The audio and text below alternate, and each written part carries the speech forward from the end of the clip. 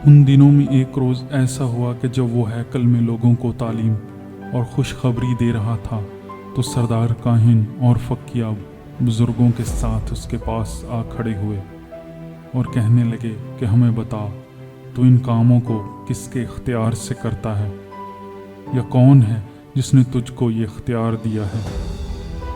उसने जवाब में उनसे कहा कि मैं भी तुमसे एक बात पूछता हूँ, मुझे बताओ, यूहन्ना का बपतिस्मा आसमान की तरफ से था या इंसान की तरफ से।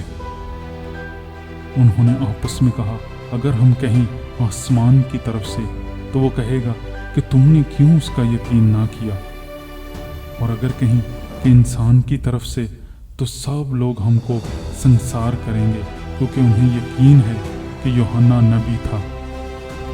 बस उन्होंने जवाब दिया, हम नहीं जानते कि किसकी तरफ से था। यीशु ने उनसे कहा, मैं भी तुम्हें नहीं बताता कि मैं इन कामों को किस अख्तियार से करता हूँ।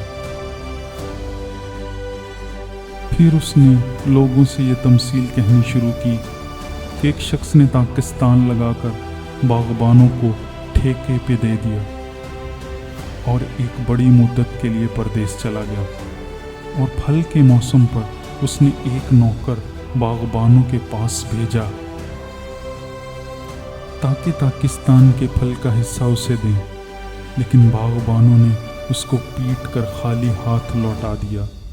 फिर उसने एक और नौकर को भेजा, उन्होंने उसको भी पीट कर और बेइज्जत करके खाली हाथ लौटा दिया। फिर उसने तीसरा भेजा, उन्होंने उसको भी जख्मी करके निकाल दिया।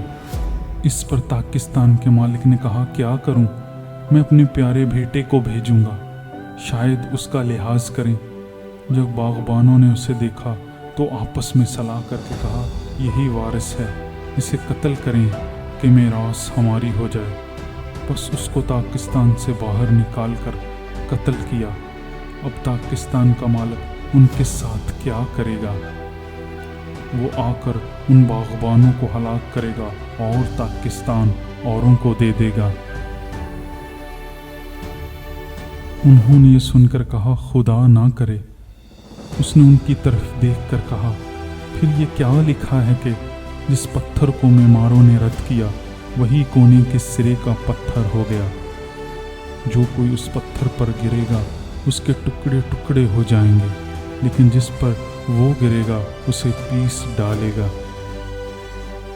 उसी घड़ी फकीयों और सरदार काहनों ने उसे पकड़ने की कोशिश की, मगर लोगों से डरे, क्योंकि वो समझ गए थे कि उसने ये तमसील हम पे कही। और वो उसकी ताक में लगे और जासूस भेजे कि रास्तबाज बनकर उसकी कोई बात पकड़ें, ताकि उसको हाकिम के कब्जा और इख्तियार में दे दें। उन्होंने उससे ये सवाल किया, ऐ उस्ताद, हम जानते हैं कि तेरा कलाम और तालीम दुरुस्त है और तू किसी की तरफदारी नहीं करता, बल्कि सच्चाई से खुदा की राह की तालीम देता है। हमें कैसर को खिराज देना रवा है कि नहीं? उसने उनकी मक्कारी मालूम करके उनसे कहा, 1 दीनार मुझे दिखाओ, उस पर किसकी सूरत और नाम है? उन्होंने कहा, कैसर का। उसने उनसे कहा, बस जो कैसर का है कैसर को, और जो खुदा का है खुदा को अदा करो। वो लोगों के सामने उस कौल को पकड़ ना सके, बल्कि उसके जवाब से ताज्जुब करके चुप हो रहे। फिर सदूकी जो कहते थे कि क़यामत नहीं होगी, उनमें से बाज़ ने उसके पास आकर ये सवाल किया कि ऐ उस्ताद, मूसा ने हमारे लिए लिखा है कि अगर किसी का ब्याहा हुआ भाई बे औलाद मर जाए तो उसका भाई उसकी बीवी को ले और अपने भाई के लिए नस्ल पैदा करे। चुनाचे 7 भाई थे। पहले ने बीवी की और बे औलाद मर गया, फिर दूसरे ने उसे ले लिया और तीसरे ने भी। इसी तरह 7 बे औलाद मर गए। आखिर को वो औरत भी मर गई। बस क़यामत में वो औरत उनमें से किसकी बीवी होगी, क्योंकि वो 7 की बीवी बनी थी। यीशु ने उनसे कहा, इस जहां के फर्जंदों में तो ब्याह शादी होती है, लेकिन जो लोग इस लायक ठहरेंगे कि کہ اس جہان کو حاصل کریں اور مردوں میں سے جی اٹھیں، ان میں بیاہ شادی نہ ہوگی، کیونکہ وہ پھر مرنے کے نہیں، اس لیے کہ فرشتوں کے برابر ہوں گے اور قیامت کے فرزند ہو کر خدا کے بھی فرزند ہوں گے۔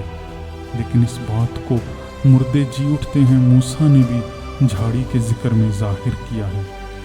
چنانچہ وہ خداوند کو ابراہیم کا خدا اور اسحاق کا خدا اور یعقوب کا خدا کہتا ہے، لیکن خدا مردوں کا خدا نہیں بلکہ زندوں کا ہے، کیونکہ اس کے نزدیک سب زندہ ہیں۔